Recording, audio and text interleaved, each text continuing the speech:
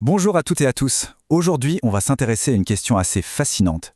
Est-ce que l'art, quelque chose qu'on perçoit comme étant purement subjectif, peut devenir une science? On va décortiquer ensemble un projet vraiment révolutionnaire qui a réussi le pari de quantifier les bienfaits de l'art-thérapie. C'est une histoire qui mélange la créativité, le soin et les données. On pourrait croire que ce sont des questions de philo, n'est-ce pas? Et pourtant, elles sont au cœur d'un défi très concret pour les soignants. Comment accompagner au mieux les personnes qui souffrent de troubles neurocognitifs? C'est exactement à ce problème qu'une équipe a décidé de s'attaquer. Pour bien piger tout l'enjeu, il faut qu'on revienne un peu en arrière. L'art-thérapie, tout le monde savait que ça faisait du bien. Le problème, c'était de le prouver noir sur blanc. Pendant des années, les soignants ont vu de leurs propres yeux les effets positifs. Un apaisement, une petite lueur dans le regard, un moyen de s'exprimer quand les mots ne viennent plus, notamment dans des maladies comme Alzheimer. Mais tout ça, ça restait de l'ordre de l'observation, de l'anecdote. Et voilà, le cœur du problème, tel qu'il a été formulé par l'équipe elle-même. Les bienfaits étaient bien là, tout le monde les constatait, mais ça restait une sorte de boîte noire. Comment partager ces progrès de manière claire avec le reste de l'équipe médicale? Et surtout, comment intégrer ça officiellement dans le parcours de soins d'un patient? On avait donc un vrai fossé à combler. D'un côté, le ressenti, aussi juste soit-il, et de l'autre, le besoin de concret, de mesurable. Il fallait absolument une approche structurée pour que l'art-thérapie soit enfin reconnue à sa juste valeur dans le monde médical.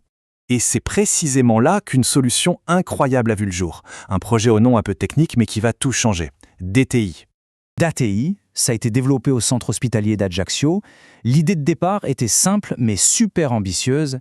Créer un outil pour rendre les bénéfices de l'art-thérapie visibles, lisibles et partageables par tous les professionnels autour du patient.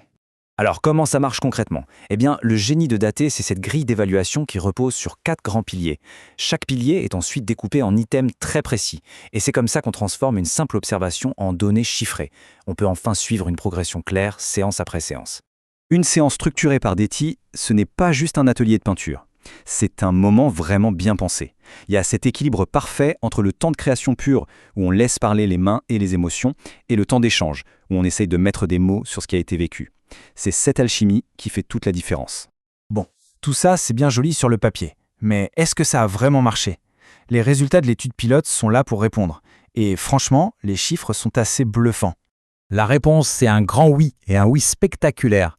Les données de l'étude pilote menée sur une quinzaine de patients parlent d'elles-mêmes. Regardez-moi ces chiffres. On voit une amélioration significative sur absolument tous les plans. Non seulement les scores explosent sur les axes propres au projet, comme l'engagement artistique ou l'expression émotionnelle, mais ça se répercute aussi sur des indicateurs cliniques standards. On observe une vraie baisse des symptômes dépressifs et même une amélioration des fonctions cognitives. C'est remarquable. S'il y a un chiffre à retenir, c'est peut-être celui-là. Plus 90% de capacité à exprimer ses émotions. C'est juste énorme. Pour des patients qui ont souvent du mal à communiquer leur vécu, c'est une véritable libération. Et juste derrière, l'interaction sociale, une hausse de 82%. Ça veut dire que ces séances ont concrètement aidé les patients à sortir de l'isolement et à renouer le contact avec les autres. Et le point crucial, c'est aussi l'impact sur le bien-être psychologique. Une diminution de 18% des symptômes dépressifs. Ça montre que l'effet n'est pas seulement comportemental, il est aussi profondément psychique. Ok, les pourcentages c'est bien, ça prouve que ça marche. Mais les chiffres ne racontent qu'une partie de l'histoire. Derrière ces pourcentages, il y a des changements bien réels dans la vie des gens. Écoutez, cette phrase, elle est vraiment poignante. L'art-thérapie a permis à certains de se reconnecter à leur propre histoire, à leur identité. C'est un enjeu majeur face à une maladie qui, justement, tend à effacer les souvenirs et la continuité de soi.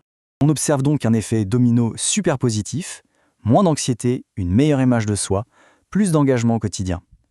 L'atelier d'art-thérapie devient un espace sécurisé où les patients peuvent non seulement s'exprimer, mais aussi transformer et donner un sens à ce qu'ils vivent. Ce succès, c'est génial, mais ce n'est qu'un début. L'équipe derrière DATI voit déjà beaucoup plus loin et a des plans assez ambitieux pour l'avenir. Et pour que tout ça soit facile à utiliser au quotidien, le projet a été modernisé. Il existe une application numérique qui permet aux soignants de saisir les données en temps réel, de suivre l'évolution des patients et de partager facilement les informations. Ça change tout pour la coordination des soins. Grâce à un prix qui a récompensé leur travail, l'équipe peut maintenant accélérer le développement. Les prochaines étapes?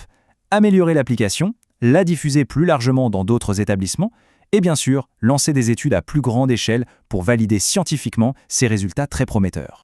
Et la vision ne s'arrête même pas là.